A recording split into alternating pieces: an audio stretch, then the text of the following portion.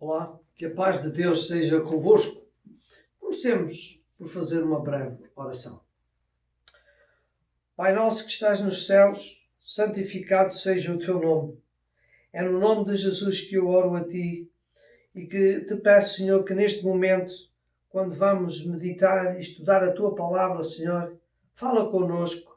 Abre o meu coração e a minha mente também para poder compreender e poder transmitir aquilo que Tu desejas para cada um de nós. Também te peço ao Senhor que pela ação do poder do Espírito Santo de Deus sobre a vida de cada pessoa que vai visualizar este vídeo, Senhor, para que entenda, Senhor, e compreenda a mensagem que Tu queres transmitir para cada um de nós. Senhor, mais uma vez eu te agradeço este dia que nos tens concedido. Peço agora a Tua bênção e é no precioso nome de Jesus que eu te peço também que me ajudes e que me faças de mim um canal de bênção. Tudo te peço e te agradeço. Em nome de Jesus. Amém. Vamos continuar a refletir sobre o tema que iniciámos há 2 semanas atrás e que tinha o título, o tema sobre uma nova esperança. E esta nova esperança que nós temos procurado partilhar e ministrar é aquela esperança que só podemos adquirir na pessoa de nosso Senhor Jesus Cristo. E depois de termos refletido sobre a realidade de que o ser humano, através da religião, através da política e através da cultura, não tem conseguido dar esperança ao mundo, vimos também a seguir que a necessidade do ser humano é ter também uma esperança para o futuro, para o amanhã, depois da nossa partida deste mundo, depois da morte física, não é? E dissemos que essa esperança envolve dois eventos muito importantes. E o primeiro era a vinda de Jesus e o segundo era depois que Jesus veio levar-nos com ele para vivermos para todo sempre no céu. Então, a nossa esperança é a vinda de Jesus em primeiro lugar e depois também viver no céu para sempre, não é? E na última semana nós estivemos a partilhar um pouco acerca da vinda de Jesus e hoje eu gostaria de também partilhar alguma coisa também muito importante agora sobre e relacionado com o segundo evento que nós também esperamos com muita ansiedade, que é um dia viver para todo sempre no céu, e que é a morada de Deus. E acerca do céu, eu queria então partilhar hoje sobre esse tema e gostaria de começar por lembrar o texto base que serviu de introdução aos pensamentos da semana passada e que eu queria voltar a lê-lo, que são palavras de Jesus, lá no livro de João, no capítulo 14 e no verso 2 e 3, que diz assim: Na casa de meu pai há muitas moradas. Se não fosse assim, eu vos teria dito. Vou preparar-vos lugar. E quando eu for e vos preparar lugar, virei outra vez e vos levarei para mim mesmo, para que onde eu estiver, estejais vós também. Virei outra vez e vos levarei para mim mesmo, para que onde eu estiver, estejais vós também. Este verso mostra que viver no céu não é uma ideologia humana, não é uma imaginação de qualquer pessoa, não é uma teoria de uma religião, não. É precisamente uma promessa do próprio Jesus. Não é? Jesus disse, eu vou voltar. Não é?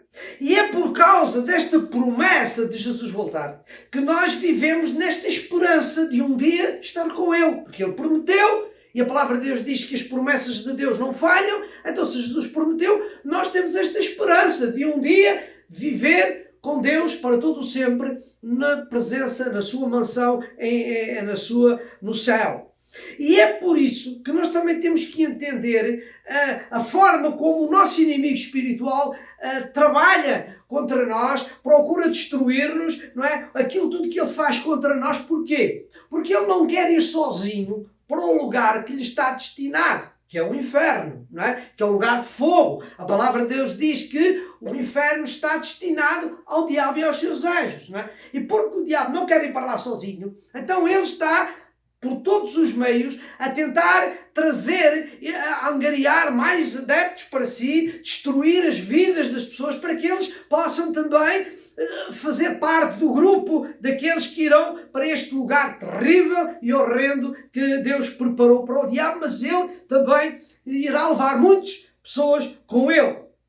E o que eu desejo, e com a minha reflexão de hoje, é, primeiro, estimular a nossa mente, fortalecer o nosso coração, alimentar a nossa fé, nesta esperança que um dia vamos estar com o Senhor no céu e também, de certa forma, desejar que cada um de nós tenha esse desejo, essa vontade de um dia estar com o Senhor para todo o sempre na glória.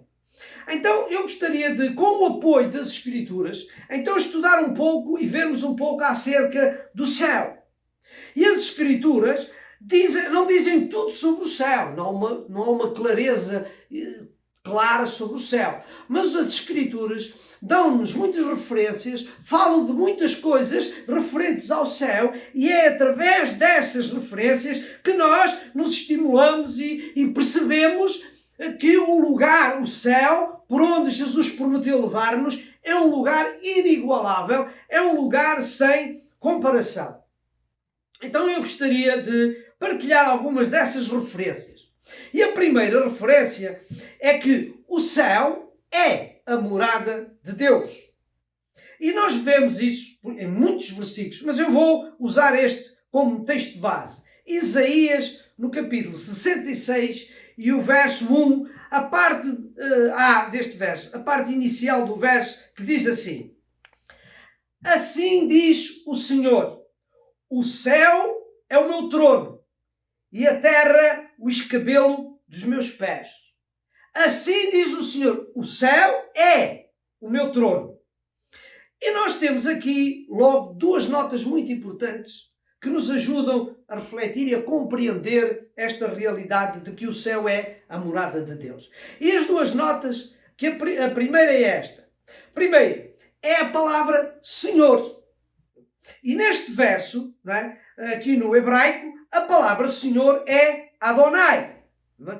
E Adonai, como já referi anteriormente, o nome de Deus no hebraico era Jeová, Javé. Mas porque o nome Jeová e Javé era composto por 4 consoantes que era difícil de ler porque não tinha vogais, então o povo de Israel, após o exílio da Babilónia, eles substituíram esta palavra Javé, Jeová, por Adonai, não é? E isto, Adonai, é uma referência à pessoa de Deus, não é? Porque eles tinham muito respeito pela pessoa de Deus, tinham medo de pronunciar mal o nome de Deus e por isso então eles substituíram a palavra Jeová por Adonai. Então, Adonai é precisamente a palavra de substituição da palavra Jeová. E então é por isso que este verso tem alguma coisa importante para nós, que é Adonai. Assim diz o Senhor, assim diz o Adonai. A segunda nota que eu queria também agora chamar a vossa atenção é para a expressão trono, não é? O versículo diz, assim diz o Senhor, o céu é o meu trono. E nós sabemos o que é o trono. O trono é um lugar onde é destinado à dignidade que governa. É o lugar onde a pessoa que governa, aquela autoridade do governo que tem ali o seu lugar de liderança, de governo, onde está. Então, o nosso Deus diz que o céu é o lugar onde ele está, onde ele reside, é o trono dele. É ali que ele está assentado, é dali que ele governa. Então, resumindo, o Isaías 61 transmite a mensagem de Deus de que o céu é a morada de Deus. E ainda dentro deste mesmo contexto, em Mateus, no capítulo 5 e no verso 34, Jesus diz o seguinte: Eu, porém, vos digo que de maneira nenhuma jureis, nem pelo céu. E porquê? Porque é o trono de Deus. Não jureis pelo céu, porque o céu é o trono de Deus. O céu é o lugar onde Deus habita, onde Deus está. Há um outro aspecto importante que eu também queria partilhar convosco e que ter em conta o contexto das Escrituras é que nos ensina que Deus não é uma pessoa singular. Deus é uma trindade. Isto é, são 3 pessoas distintas, não é? Diferentes. Pai, Filho e Espírito Santo. E que nós podemos compreender isto por onde? Porque quando lemos o livro de Gênesis, no capítulo 1 e no verso 1, Gênesis 1, nós lemos lá o seguinte: No princípio, e este princípio é o princípio dos princípios, não o princípio da criação da natureza, mas é um princípio que, para talvez entender melhor, é um princípio que não tem princípio, é um princípio lá muito, muito distante, que nós não temos forma de contabilizar, que diz, nesse princípio, no princípio, diz lá, criou Deus os céus e a terra. E este Deus, no hebraico, é Elohim. E Elohim é uma expressão usada para definir a forma plural. Não é? Para compreendermos melhor isto, temos de ler o texto bíblico de Gênesis 1:26, onde nós aí lemos o seguinte: E disse Deus, façamos o homem à nossa imagem e semelhança. Aqui a palavra Deus neste verso é Elohim, como podemos observar pelo grego. E aí, isto o que é que mostra? Está a falar de Deus, mas o Deus plural, não um Deus singular. Não é? E a confirmação desta pluralidade de Deus, não é? É encontrada logo reforçada no verso, enquanto ele diz, façamos o homem à nossa imagem e semelhança. Façamos, como nós sabemos, é uma expressão que identifica aqui uma ação no plural, não é uma pessoa. Quando eu faço uma coisa, diz eu faço. Quando somos mais a fazer, diz nós fazemos, vamos fazer. O façamos é esta expressão do plural. Então o que é que isto indica? Indica que a expressão Elohim é uma expressão no hebraico que define a trindade divina. Deus Pai, Deus Filho e Deus Espírito Santo. Com esta reflexão, não é, nós tiramos daqui um outro ensino, que é o céu é a morada onde habita a trindade divina. O céu é onde habita o Deus Pai, o Deus Filho e o Deus Espírito Santo. Então concluímos alguma coisa muito interessante em relação ao céu, que é o céu era a morada de Jesus antes de ele se tornar homem. Jesus, antes de se tornar homem, ele já vivia no céu. O lugar dele, a morada dele era o céu. E para confirmarmos isto, nós temos as palavras do apóstolo João, no capítulo 1 e no verso 1. João 1 diz assim: No princípio era o Verbo, e o Verbo estava com Deus, e o Verbo era Deus. O termo aqui, verbo, no grego, porque agora estamos no Novo Testamento, o hebraico é o Velho Testamento, mas no Novo Testamento estamos voltados para o grego, e diz, o termo verbo no grego é logos.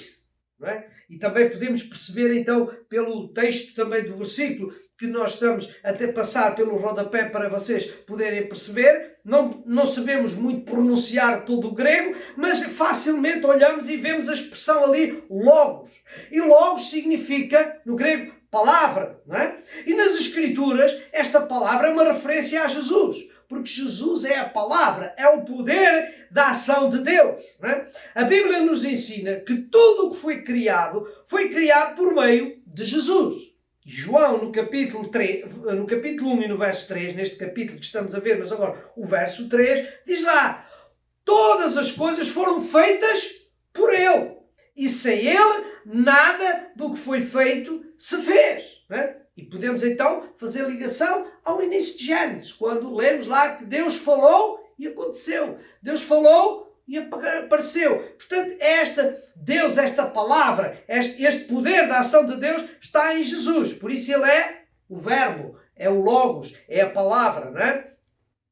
Também podemos ver isso e confirmar isto em Hebreus, no capítulo 1 e no verso 3.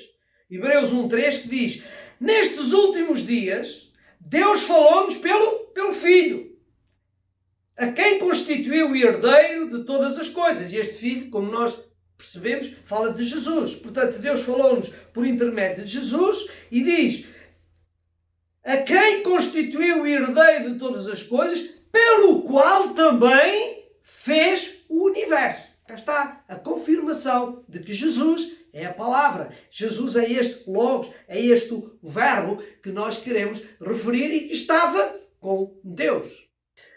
Nós temos aqui um outro aspecto a realçar, é que no próprio verso 1, que nós lemos, de João, nós temos aí no grego uma palavra de nome theos. Não é? E no grego Theos é precisamente uma referência ao Deus Adonai do Velho Testamento, que é a revelação, como já dissemos, uma referência a Deus. Não é?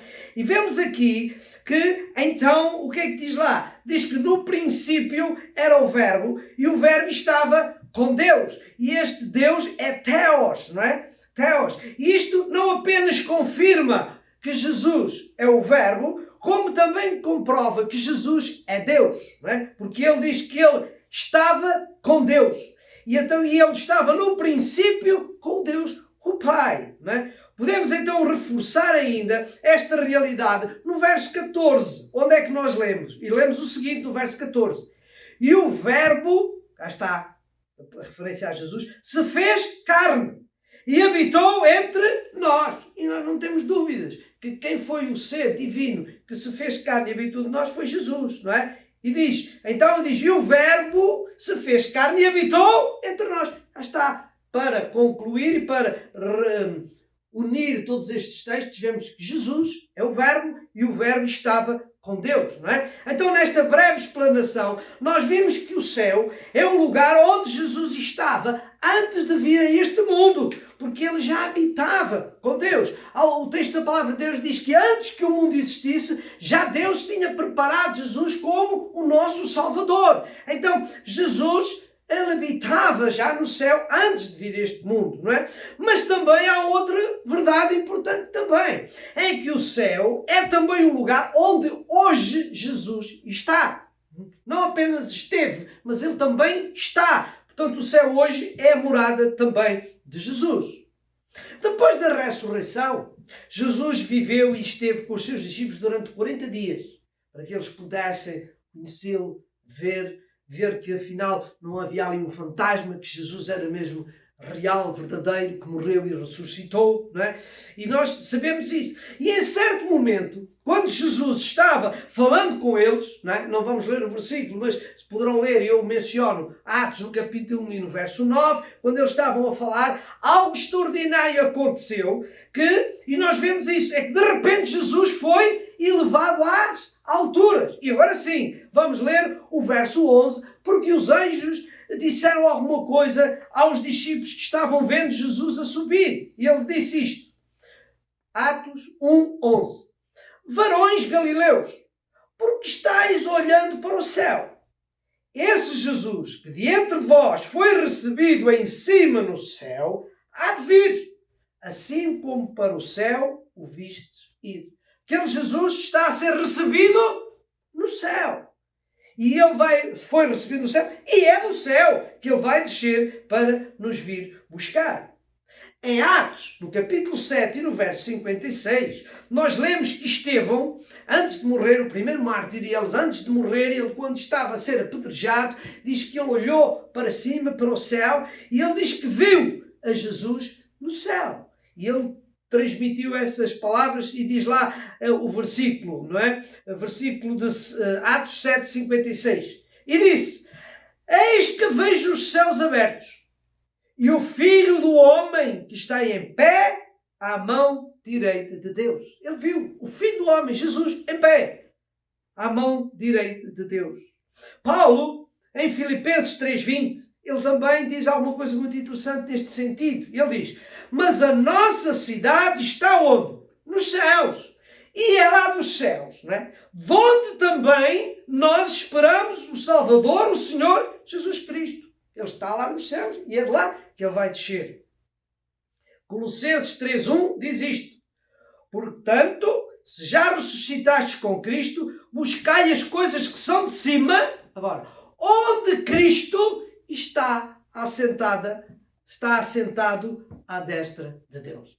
Então, o céu é a morada de Deus, é a morada de Jesus, e é de lá que nós esperamos que um dia Jesus vai vir. Amém. Uma segunda referência que eu queria referir em relação ao céu é que o céu é o lugar que tem uma extensão que não se consegue contabilizar.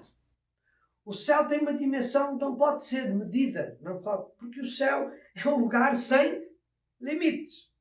O céu é um lugar que tem capacidade para adquirir e para abrigar todos os salvos de todas as eras e de todos os tempos.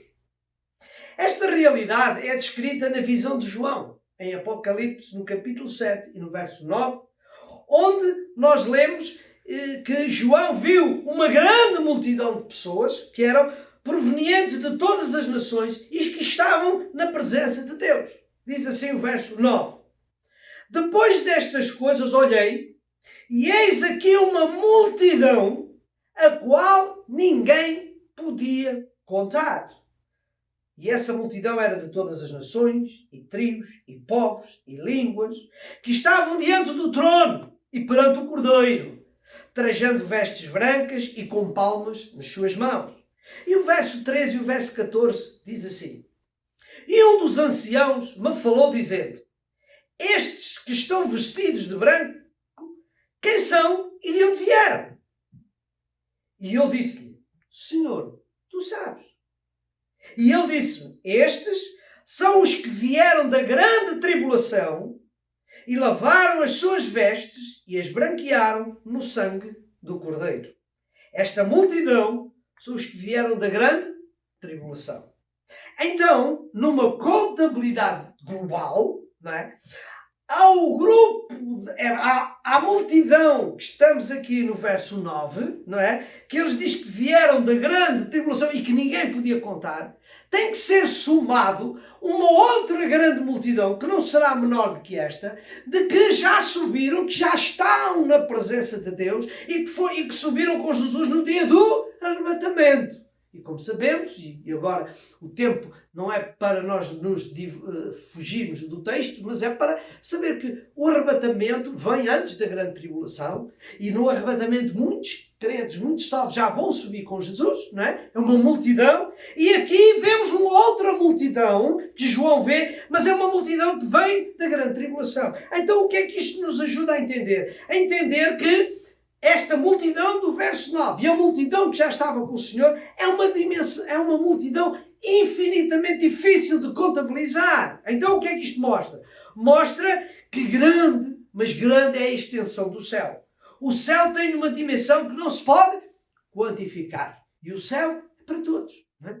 Infelizmente, há outras ideologias religiosas que dizem que não, que o céu é só para um grupo especial. Não, o céu é para todos. Para todos aqueles que creem em Jesus, para todos que aceitam Jesus como o seu Salvador, para todos aqueles que vivem em obediência a Deus, o céu é para eles. E como vemos aqui, é uma multidão de pessoas que estão na presença de Deus. Assim, o céu, podemos aprender pelas Escrituras, que é um lugar imenso, não pode ser contabilizado. Uma terceira referência acerca do céu é que o céu é o lugar onde seremos perfeitos. Ao acordarmos no céu, ou passando pela morte física, ou chegando ao céu pelo arrebatamento, nós seremos verdadeiramente perfeitos. Nós seremos transformados, não é? Nós deixaremos esta natureza pecaminosa que se desfaz, que termina, para nos tornarmos com uma natureza de verdadeira perfeição. Não é? E esta perfeição que nós hoje sonhamos um dia ter, vai ser uma realidade na presença de Deus. Em Apocalipse, no capítulo 21, Jesus fala da Nova Jerusalém, não é? Da futura cidade celestial, onde nós esperamos e desejamos e queremos ir morar, não é? E ali, quando Jesus fala, ele revela que nessa cidade não entrará nada que possa contaminá-la, não é? Apocalipse 21, 27 diz assim: E não entrará nela coisa alguma que contamine e cometa abominação e mentira. Mas só os que estão escritos no livro da vida do Cordeiro. Não entrará lá coisa alguma que contamine. Então o céu será um lugar de grande perfeição. Não é? No céu seremos perfeitos. Não é? Seremos perfeitos porque lá não há fraquezas, não é? Lá não há defeitos físicos, lá já não há o pecado, já não há tantas coisas que destroem e danificam a nossa vida espiritual. Não. No céu tudo será perfeito na presença de Deus.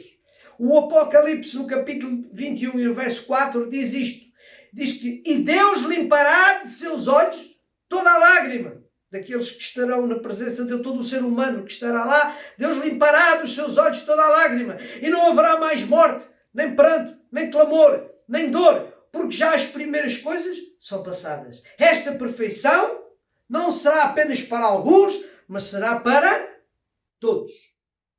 Romanos 8, 29 diz: porque os que dantes conheceu, também os predestinou para quê? Para serem conformes à imagem de seu Filho.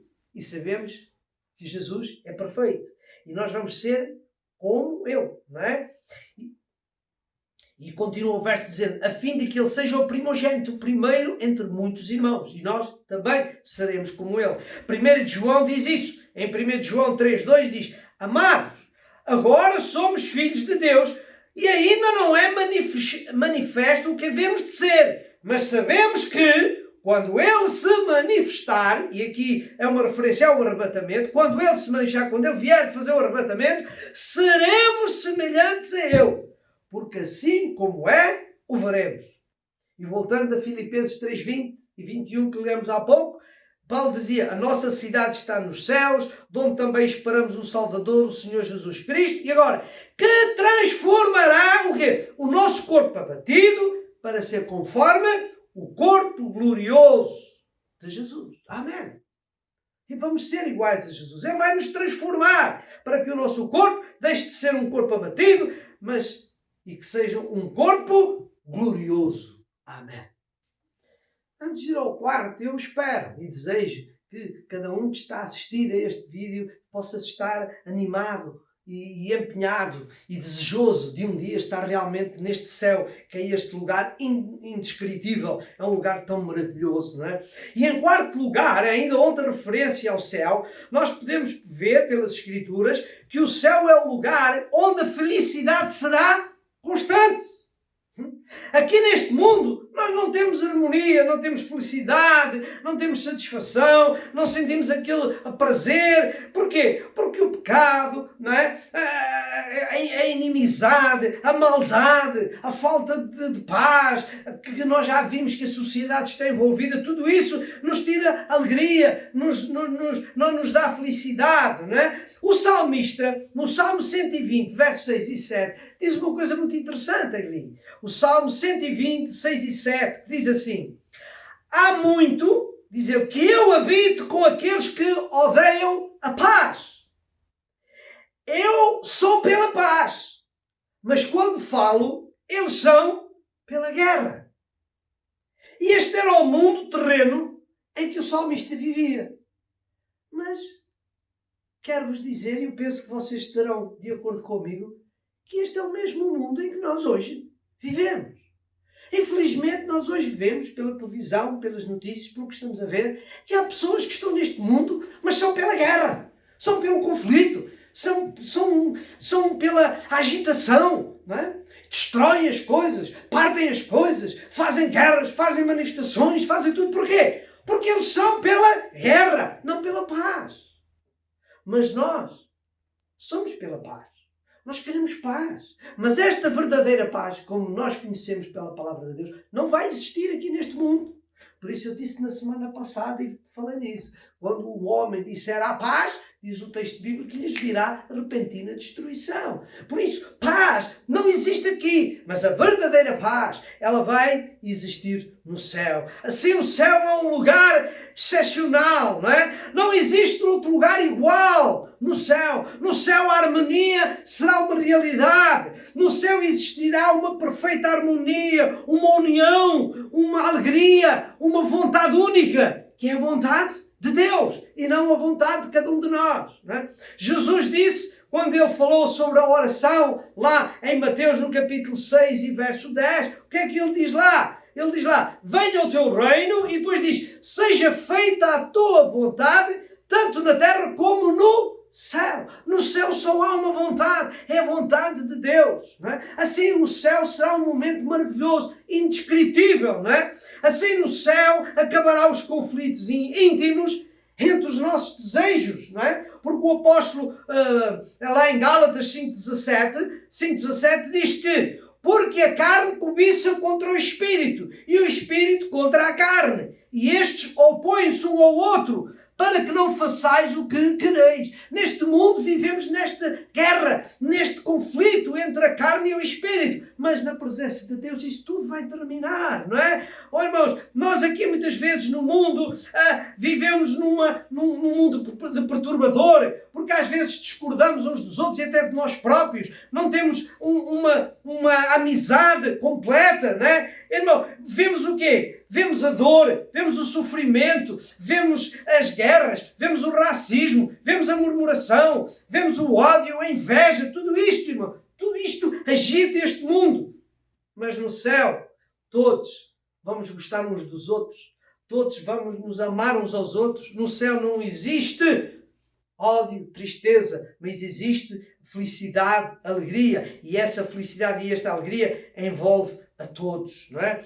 No céu não existe uns a rir e outros a chorar. Não. No céu todos vamos louvar a Deus, todos vamos estar no mesmo espírito, todos vamos estar na mesma alegria. Que Deus nos ajude. E este é o meu desejo e é aquilo que eu me esforço por cada dia. Viver de tal maneira que possa desfrutar e possa viver este momento que eu tanto anseio e tanto desejo, que é esta harmonia, esta alegria. Amém? Irmãos, no céu haverá um bom ambiente. Não é? Eu deixo-me ler o versículo de Isaías 35:10. Isaías 35:10 diz: E os resgatados do Senhor voltarão e virão a Sião com júbilo, e a alegria eterna haverá sobre a sua cabeça. Gozo e alegria alcançarão, e deles fugirá a tristeza e o gemido. Alegria eterna haverá lá na presença de Deus. Eu podia ainda lembrar o versículo de Apocalipse 21:4, onde já lemos, mas vamos outra vez reforçar este versículo que diz: E Deus limpará de seus olhos toda a lágrima, e não haverá mais morte, nem pranto, nem clamor, nem dor, porque já as primeiras coisas são passadas. Esta é a visão, esta é a grandeza da glória que um dia nos espera para vivermos para todo sempre. Amém. Glória a Deus. O céu também tem uma outra referência muito bonita, que é: o céu é o lugar da recompensa. Se nós temos alegria, temos desejo de estar lá no céu, é bom que continuemos com esta esperança. Porquê? Porque o céu vai ser o lugar da nossa recompensa. Hoje, infelizmente, fazemos muito neste mundo, mas não somos às vezes apreciados, não somos reconhecidos, não somos recompensados, e outro sofrimento. Mas uma coisa é certa: o céu é o lugar onde haverá uma recompensa para cada um de nós. Em Mateus, no capítulo 5 e no verso 12, apenas a linha A, o princípio deste verso, que diz assim: Exultai e alegrai-vos. Porquê? Porque é grande o vosso galardão nos céus. O vosso galardão é grande lá no céu, por isso temos que nos alegrar. Não é? Em Apocalipse, no capítulo 22 e verso 12, Jesus diz isso. Diz assim: Eis que cedo venho. E agora? E o meu galardão está comigo, para dar a cada um segundo a sua obra. E é neste contexto que o apóstolo Paulo fala em 1 Coríntios 15:58, que diz assim: Portanto, meus amados irmãos, sede firmes e constantes, sempre abundantes na obra do Senhor, sabendo que o vosso trabalho não é vão no Senhor. Isto significa que um dia vamos receber o nosso galardão por todo o trabalho. Não é? E falta aqui o tempo para ler o que é que Jesus disse também lá em Mateus 24, que até um copo de água vai ter ser galardoado. Então é bom que cada um se esforce por trabalhar aqui neste mundo, mesmo que os homens e as pessoas não nos reconheçam, mas vamos continuar a servir a Deus, porque Deus trará lá uma recompensa, um galardão para cada um de nós. E ainda em Mateus, no capítulo 25 e verso 34, Jesus diz assim: Então dirá o rei aos que estiverem à sua direita, e aqui está uma referência a Deus: Vinde, benditos de meu Pai, possuí por herança o reino que vos está preparado desde a fundação do mundo. Possuí por herança. E herança é o quê? É um bem de recompensa e é um bem que traz alegria, dá satisfação, e é isso que Deus está dizendo, que nós um dia na presença de Deus vamos ter o reino de Deus como recompensa da nossa vida, da nossa vivência neste mundo. E era nesta fé, era nesta convicção que o irmão Paulo, quando no fim da sua vida ele tem estes célebres versos que uma grande maioria de nós sabe quase de referir de cor, que é em 2 Timóteo, capítulo 4, versos 7 e 8. O apóstolo Paulo dizia: combati o bom combate, acabei a carreira, guardei a fé. E diz ele: desde agora a coroa da justiça me está guardada, a qual o Senhor, justo juiz, me dará naquele dia. E não somente a mim, mas também a todos os que amarem a sua vinda. Portanto, o galardão será dado a todos aqueles que viverem em fidelidade a Deus, amarem, desejarem a vinda do Senhor. Porquê? Porque um dia, na presença de Deus, o céu será o lugar da recompensa. Amém. Glória a Deus por esta verdade e por esta esperança que nós temos. E em sexto lugar, e termino fazendo essas referências ao céu, quero dizer também algo que também é muito importante, né? É que o céu é um lugar eterno. Isto é, o céu dura para sempre. O céu não tem fim, não tem um tempo determinado de existência. Não, o céu dura eternamente. 2 Coríntios capítulo 5 verso 1 diz: porque sabemos que se a nossa casa terrestre deste tabernáculo se desfizer, temos de Deus um edifício, uma casa não feita por mãos, mas uma casa que é eterna. E é onde? Nos céus. 1 Tessalonicenses 4, 16 e 17 diz: porque o mesmo Senhor descerá do céu com alarido, e com voz de arcanjo, e com a trombeta de Deus, e os que morrerem em Cristo ressuscitarão primeiro. Depois nós, os que ficarmos vivos, seremos arrebatados juntamente com eles nas nuvens, a encontrar o Senhor nos ares. E agora repare, e assim estaremos sempre com o Senhor. Para sempre, para toda a eternidade. 1 João 2,17 diz ainda isto: e o mundo passa, e a sua concupiscência. Mas aquele que faz a vontade de Deus permanece para sempre. Não tem fim. É uma vida eterna com Deus. Oh, que maravilha nós sabermos que o céu não tem fim. Não é? No céu, o nosso estado já não é transitório como aqui neste mundo. Nós aqui, a palavra de Deus diz que nós somos peregrinos e forasteiros. Não é? No céu já não somos este tipo. Não estamos de passagem do céu, não. O céu não, porque é um lugar eterno. Não é? O céu é um lugar que vai permanecer para todo sempre. Logo, a morada, o céu, é um lugar eterno e, portanto, nós também vamos viver eternamente na presença de Deus. Por isso temos de nos esforçar, não é? Para viver em fidelidade a Deus, para podermos um dia também viver para todo o sempre na presença de Deus. Perante isto, vale a pena o esforço, irmãos, para vivermos em obediência a Deus, para podermos cada dia desfrutar desta comunhão, desta intimidade com Deus, obedecendo a Deus, submetendo-nos a Deus. Para quê? Para que um dia podemos desfrutar deste lugar eterno e de tanta beleza. Não é? Irmão, nós podíamos ainda continuar a fazer outras referências, não é? Mas o tempo não o permite, mas já penso que eu procurei estimular a cada um de nós, procurei motivar a cada um para viver esta vida espiritual, não é? Para que um dia possamos efetivamente viver com Deus para todo o sempre.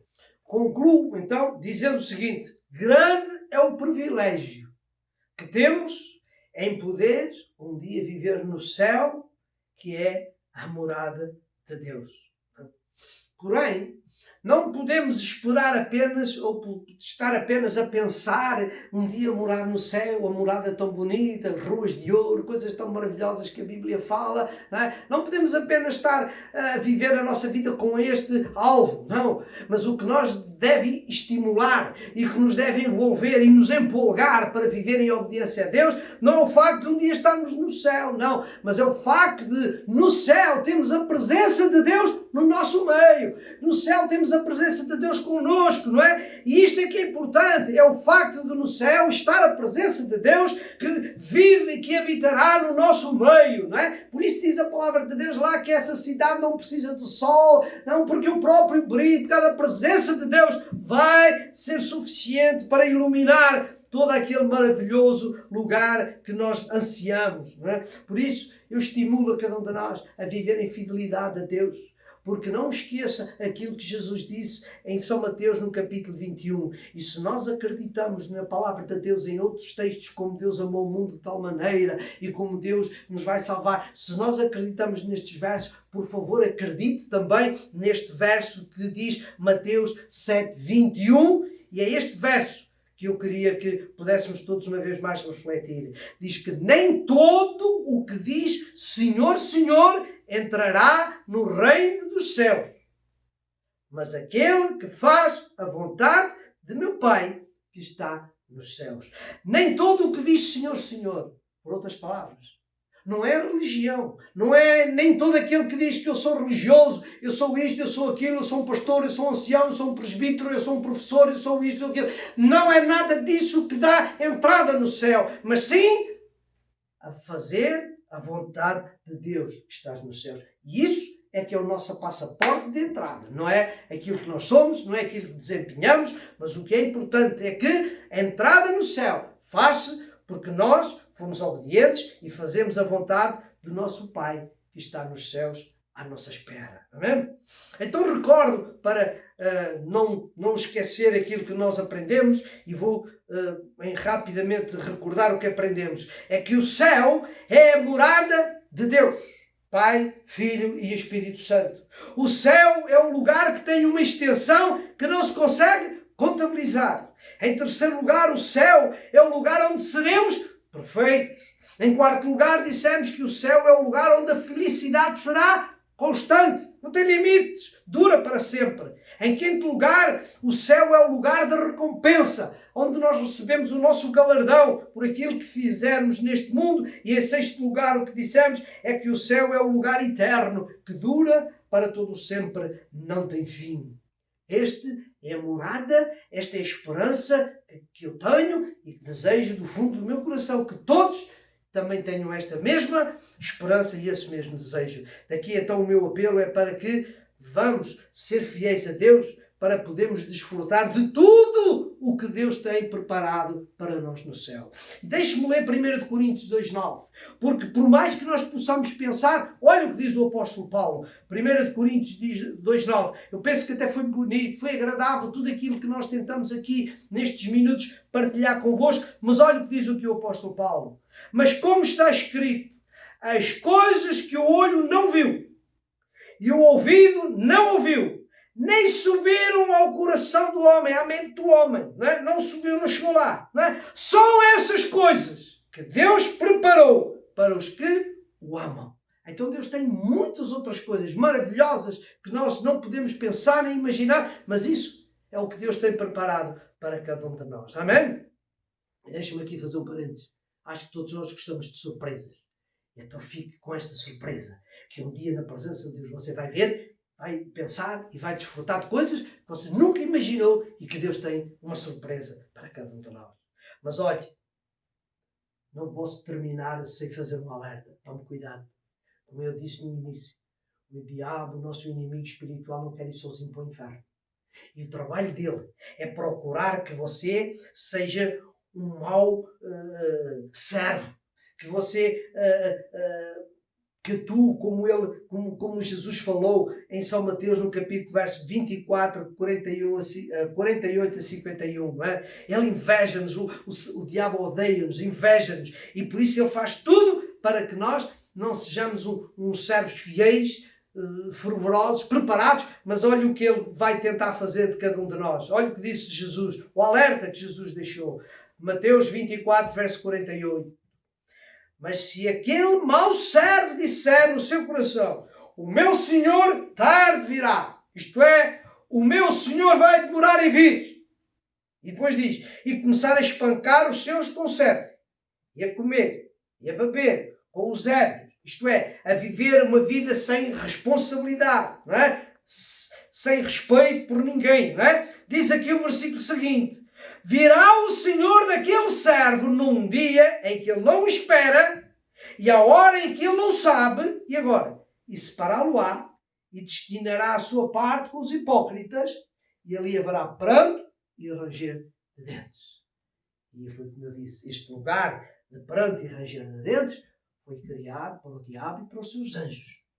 Mas aqueles que viverem como um mau servo, negligente, desinteressado das coisas de Deus, pode cair neste erro de depois ser lançado e ir viver para todo o sempre, não na presença de Deus, não no céu, mas no inferno, no tormento, em aflição e em angústia, não é? Por isso, o que eu desejo é que nós possamos estar conscientes da nossa vida, como estamos a viver, para que um dia possamos estar na presença de Deus. E o que eu desejo é que tu e eu, e é o meu desejo também, é que neste momento, de todo o coração, com toda a sinceridade, possamos dizer com toda a verdade, sem dúvida: ora vem, Senhor Jesus. Vem, Senhor Jesus, porque eu estou à tua espera.